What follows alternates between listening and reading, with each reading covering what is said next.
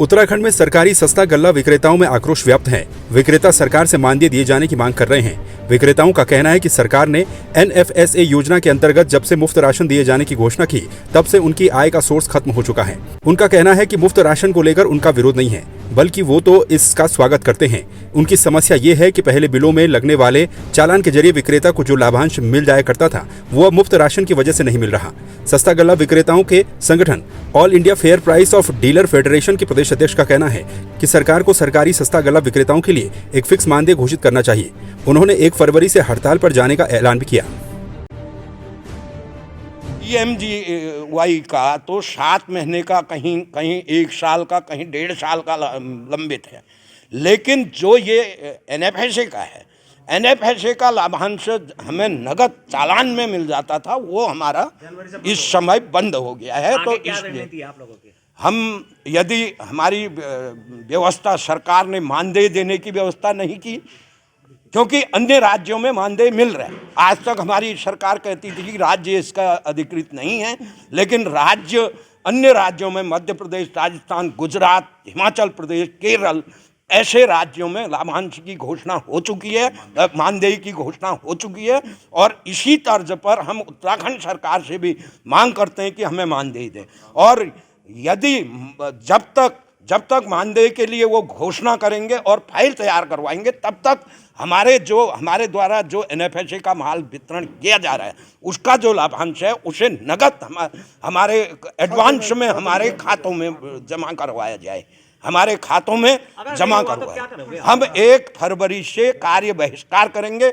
1 फरवरी तक जनवरी का जो भी हमारे सस्ता गल्ला विक्रेताओं की दुकानों में राशन पड़ा है, उसको हम वितरण करेंगे। और 23 तारीख से हमारे यहाँ राशन उठाने की व्यवस्था है। हम फरवरी का राशन नहीं उठाएंगे और 1 फरवरी से पूर्ण राशन वितरण कार्य का बहिष्कार करेंगे। विक्रेताओं का कहना है कि कोरोना काल में कोरोना वॉरियर्स बनकर राशन विक्रेताओं ने निस्वार्थ भाव से सेवा दी, लेकिन फिर भी सरकार ने आज तक न तो उनके लिए कोई फैसला लिया और न ही उनके बारे में सरकार ने कुछ सोचा।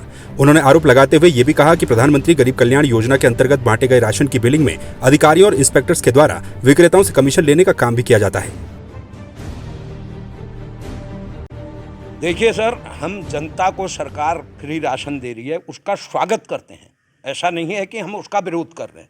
हम जनता को राशन फ्री देने का सरकार की निर्णय का स्वागत करते हैं, लेकिन सरकार द्वारा सस्ता गल्ला विक्रेता जो मुख्य अंग है, जिसने कोरोना काल में भी एक कोरोना योद्धा के रूप में राशन बांट करके सरकार की मदद की, जबकि सारे, आप डॉक्टरों की सराहना कर रहे हैं, डॉक्टरों को किट मिले हुए थे, डॉक्टरों के पास सैनिटाइजर वहाँ से मिला हुआ था, लेकिन हमारा सरकारी सस्ता गल्ला विक्रेता सबसे साइन करा करके राशन बांट रहा था।